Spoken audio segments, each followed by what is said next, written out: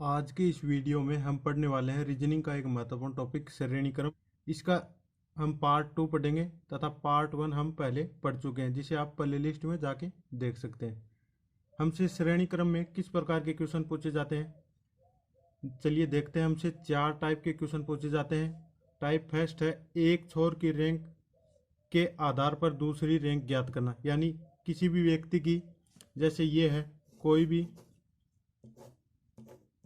कोई भी कतार या रैंक है, पंक्ति है, इसमें किसी व्यक्ति की इधर से रैंक दी जाती है और इस तरफ से रैंक पूछी जाती है।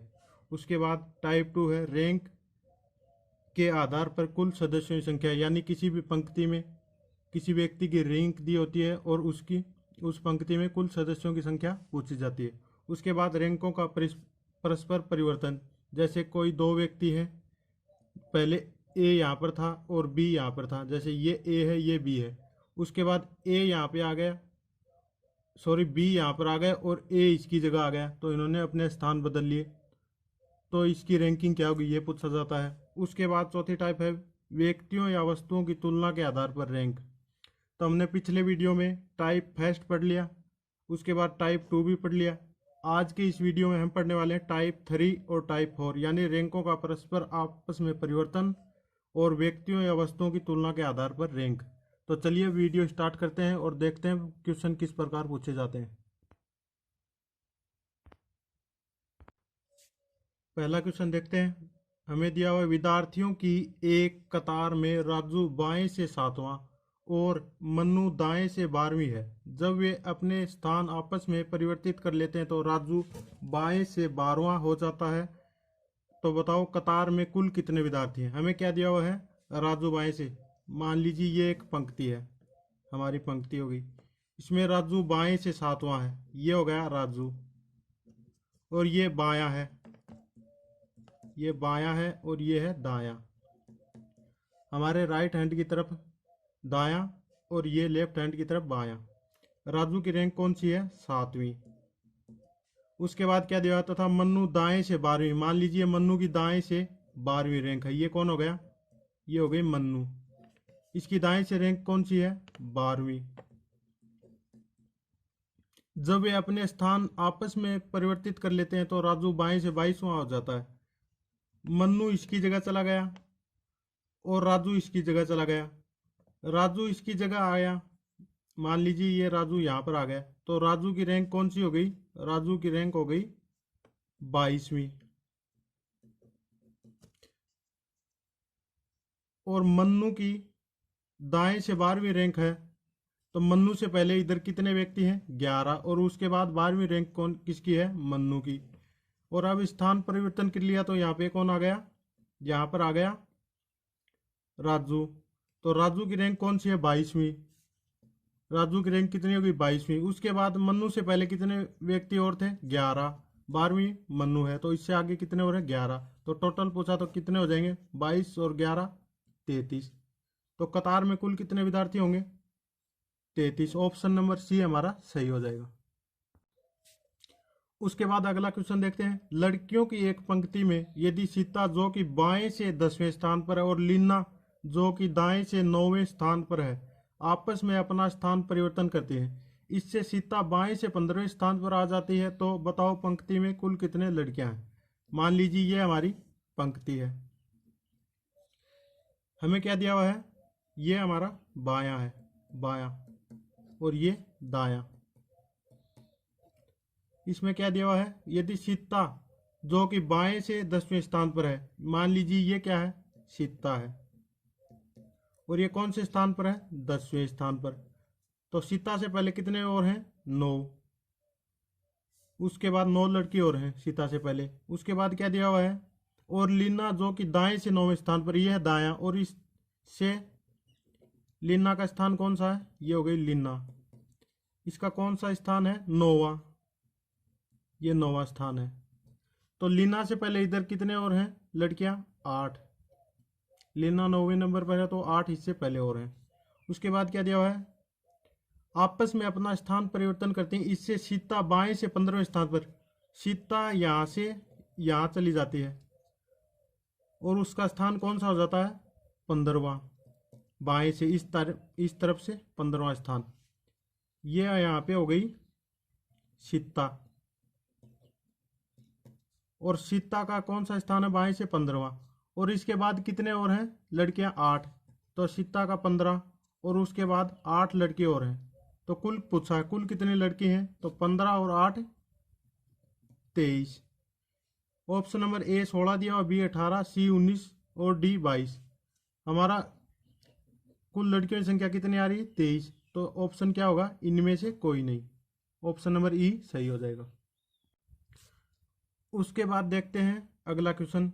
बच्चों की एक कतार में बबीता बाएं से 27वें स्थान पर है एवं खुशबू दाएं से 22वें स्थान पर है। यदि ये दोनों आपस में अपना स्थान परिवर्तन कर लें तो खुशबू दाएं से 26वें स्थान पर आ जाती है। तो बताओ कतार में कुल कितने बच्चे हैं। ये वाली टाइप बहुत ही इंपॉर्टेंट टाइप है, जिससे एग्जाम में एक क्वेश्चन जरूर पूछा जाता है। तो क्या दिया बच्चों की कतार में बबीता बाएं से 27वें स्थान पर है। मान लीजिए ये एक कतार है बच्चों की, हमें क्या दिया बाएं से, ये हमारा बायां है, ये दायां। बबीता बाएं से 27वें स्थान पर, मान लीजिए बबीता यहां से, ये हो गई बबीता, और ये कौन से नंबर पर है 27वें। तो बबीता से पहले कितने बच्चे और हैं 26। उसके बाद क्या दिया एवं खुशबू दाएं से 22वें स्थान पर। खुशबू दाएं से कौन से स्थान पर है, ये हो गई खुशबू 22वें स्थान पर है, 22वें। यहाँ पर खुशबू है, ये है 22वें इधर से, और इससे पहले कितने और होंगे 21 बच्चे और होंगे। उसके बाद क्या, यदि ये दोनों आपस में स्थान परिवर्तन कर ले तो खुशबू दाएं से 26वें स्थान पर हो जाती। खुशबू इसकी जगह आ गई, खुशबू मान लीजिए ये खुशबू यहाँ आ गई, तो खुशबू की रैंक यहाँ पे कौन सी है 26वें स्थान पर आ जाती है। तो ये खुशबू है, मान लीजिए यहाँ पे खुशबू, और इसकी रैंक कौन सी हो जाएगी 26वीं। और इससे पहले कितने बच्चे और हैं 26, तो 26 ये और प्लस 26, कुल कितने बच्चे होंगे 52। ऑप्शन नंबर ए हमारा सही हो जाएगा। उसके बाद अगला क्वेश्चन देखते हैं। लड़कों की एक कतार में रमन दाएं से 16वां है तथा दीपक बाएं से 16वां है। यदि इन दोनों के बीच कुल लड़कों के 1/3 लड़के स्थित हैं तो लड़कों की कुल संख्या बताओ। ये इंपॉर्टेंट टाइप का क्वेश्चन है। चलिए कैसे करते हैं देखते हैं।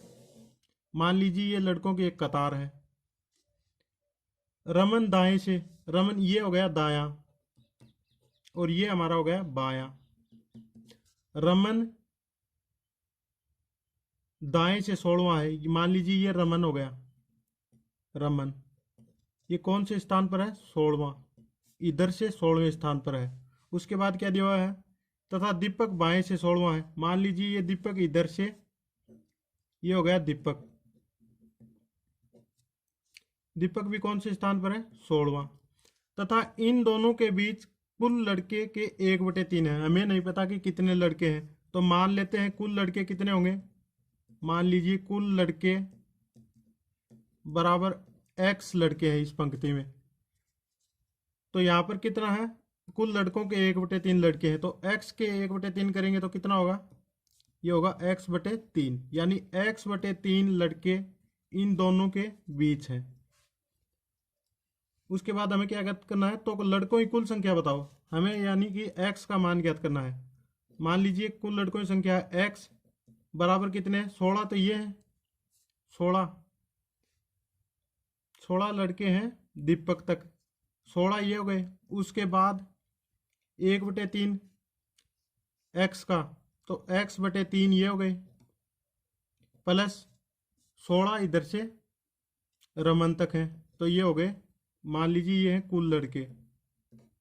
कुल लड़के हमने कितने माने थे x, तो हमें x का मान ज्ञात करना है। कैसे करेंगे, x बराबर 16 और 16 32 प्लस x/3। उसके बाद x/3 को इधर ले जाएंगे, x माइनस x/3 बराबर 32, और ये कितना आ जाएगा 3x इसका लघुत्तम 3 लेंगे। 3x माइनस एक्स बटे 3 बराबर 32।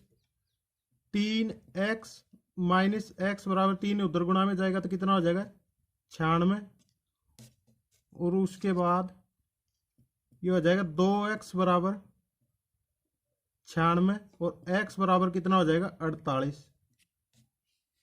यानी लड़कों की कुल संख्या कितनी हो जाएगी 48। ऑप्शन नंबर बी हमारा सही हो जाएगा।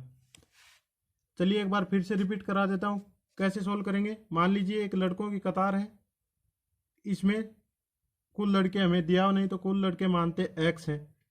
दीपक की बाएं से रैंक कितनी है 16वीं, तो यानी दीपक तक लड़के कितने हैं 16। उसके बाद रमन की दाएं से कितनी है 16वीं, तो रमन तक कितने लड़के हैं दाएं से 16। और इसके बीच में कुल लड़कों के 1/3, कुल लड़के हमने कितने माने थे x, तो कुल लड़कों के 1/3 कितने होंगे x/3। तो ये x/3 लड़के इनके बीच में है। मान लीजिए ये हमारे कुल लड़के x, तो x का मान कैसे ज्ञात करेंगे 16 प्लस x/3 प्लस 16। ये हो गया x बराबर 16 16 और 32 प्लस x/3। x माइनस ये इधर चला जाएगा माइनस x/3 बराबर 32। 3 लघुत्तम ले लेंगे। 3x माइनस x/3 बराबर 32। 3x माइनस x बराबर ये 3 इधर गुणा करेंगे तो 96। ये बचे 2x, 2x बराबर 96 और x का मान कितना होगा 48। यानी 48 लड़के इस पंक्ति में होंगे। उसके बाद अगला क्वेश्चन देखते हैं। हमें दिया हुआ मंजू के पास सालू से अधिक रुपए हैं लेकिन इंदु से कम रुपए हैं। मनोज के पास सरोज से कम लेकिन मंजू से अधिक रुपए हैं। यदि इंदु के पास मनोज से कम रुपए हो तो सबसे अधिक रुपए किसके पास है। हमें जैसे जैसे दिया हो वैसे वैसे लिखते जाएंगे। मान लीजिए ये क्या है, यहाँ पर सबसे ज्यादा लिख लेते हैं हम। सबसे ज्यादा जो भी इधर लिखेंगे उसके पास सबसे ज्यादा होगा और यहाँ पे कम होगा। अब जैसे क्वेश्चन में दिया हो वैसे लिखते जाएंगे। मंजू के पास सालू से अधिक रुपए हैं, ये हो गई मंजू। और इस मंजू के पास सालू से अधिक रुपए हैं। सालू के पास मंजू से कम है और मंजू के पास सालू से अधिक है, तो मंजू इधर है सबसे ज्यादा की ओर। उसके बाद क्या दिया, लेकिन इंदु से कम रुपए हैं। मंजू के पास इंदु से कम रुपए हैं, तो इंदु इधर आ गई। उसके बाद मनोज के पास सरोज से कम, मनोज के पास सरोज से कम, ये हो गई सरोज। सरोज से कम लेकिन मंजू से, ये हो गया मनोज। मनोज के पास सरोज से कम है, मनोज के पास सरोज से कम हो गए लेकिन मंजू से अधिक है और मंजू से भी अधिक हो गए। लेकिन उसके बाद क्या दिया, यदि इंदु के पास मनोज से कम रुपए, इंदु के पास क्या है मनोज से कम रुपए, तो मनोज इसके इधर आएगा। तो सबसे कम रुपए सबसे अधिक रुपए किसके पास है, ये हमने माना था इस तरफ सबसे अधिक रुपए है और इस तरफ सबसे कम रुपए। तो सबसे अधिक रुपए किसके पास हुए, सरोज के पास। तो हमारा ऑप्शन नंबर सी सही हो जाएगा। यदि हमसे सबसे कम पूछा जाता तो किसके पास होते, सालू के पास। यदि मध्य में पूछा जाता तो इंदु के पास। हमसे क्या पूछा गया, सबसे अधिक, तो क्या होगा ऑप्शन नंबर सी यानी सरोज सही होगा। उसके बाद अगला क्वेश्चन देखते हैं। पी क्यू आर और S, P Q R S और टी में से प्रत्येक के प्राप्तांक अलग अलग हैं। क्यू के प्राप्तांक केवल टी से अधिक है तथा पी के प्राप्तांक एस से अधिक है परंतु आर से कम है। लेकिन फिर हमें क्या पूछा गया, सबसे अधिक प्राप्तांक किसके हैं। तो शुरुआत से देखें क्या दिया हुआ है। क्यू के प्राप्तांक केवल टी से अधिक है। मान लीजिए ये क्यू है और इसके प्राप्तांक केवल टी से अधिक है। इस तरफ हम लिख लेते हैं अधिक और इस तरफ लिख लेते हैं कम। हमें क्या दिया हुआ है, क्यू के प्राप्तांक केवल टी से अधिक है, ये क्यू टी से केवल टी से अधिक है। उसके बाद तथा पी के प्राप्तांक एस से अधिक है, ये हो गया पी और इसके प्राप्तांक एस से अधिक है परंतु आर से कम है, तो आर किधर होगा, यहाँ। सबसे अधिक प्राप्तांक किसके हैं, तो ये हमारा क्रम हो गया, इधर अधिक वाले और ये कम वाले। हमसे क्या पूछा, सबसे अधिक प्राप्तांक किसके, तो सबसे अधिक प्राप्तांक किसके हैं, आर के। तो ऑप्शन नंबर 3 हमारा सही हो जाएगा। यदि सबसे कम पूछा होता तो किसके होते, टी के। मध्य में पूछा होता तो एस के। लेकिन हमसे पूछा क्या गया, सबसे अधिक, तो सबसे अधिक अधिक इधर लिया था हमने, तो आर के हैं, तो ऑप्शन नंबर 3 हमारा सही हो जाएगा। अगला क्वेश्चन दिया हुआ 5 लड़के एस के एम ए और आर हैं। यदि के से छोटा एस है लेकिन आर से लंबा है, एम सबसे लंबा है, ए के से थोड़ा छोटा है परंतु एस से थोड़ा सा लंबा है, तो बताओ मध्य में कौन होगा। इस बार मध्य में पूछा गया, तो क्या करेंगे, यहाँ सबसे बड़ा इधर मान लेंगे और यहाँ छोटा। और अब जैसे क्वेश्चन में दिया हुआ वैसे लिखते जाएंगे। यदि के से छोटा एस है, मान लीजिए ये क्या है के, और इससे छोटा कौन है एस, तो एस इधर होगा छोटे की तरफ, लेकिन आर से लंबा है तो आर से लंबा होगा एस। उसके बाद क्या दिया हुआ है, एम सबसे लंबा है, एम है वो सबसे लंबा है तो एम तो फिक्स हो गया।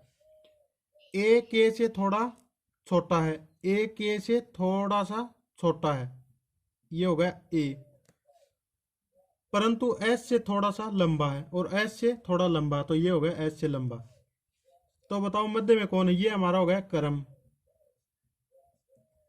सबसे लंबा एम, उसके बाद के, उसके बाद ए, ये घटता क्रम है, फिर एस और फिर आर।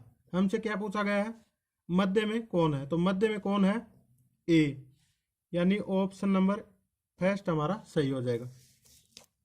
यदि इसी क्वेश्चन में हमें सबसे बड़ा पूछा जाए, सबसे बड़ा ज्ञात करना हो तो कौन होगा सबसे बड़ा, ये आपको कमेंट बॉक्स में कमेंट करके बताना है।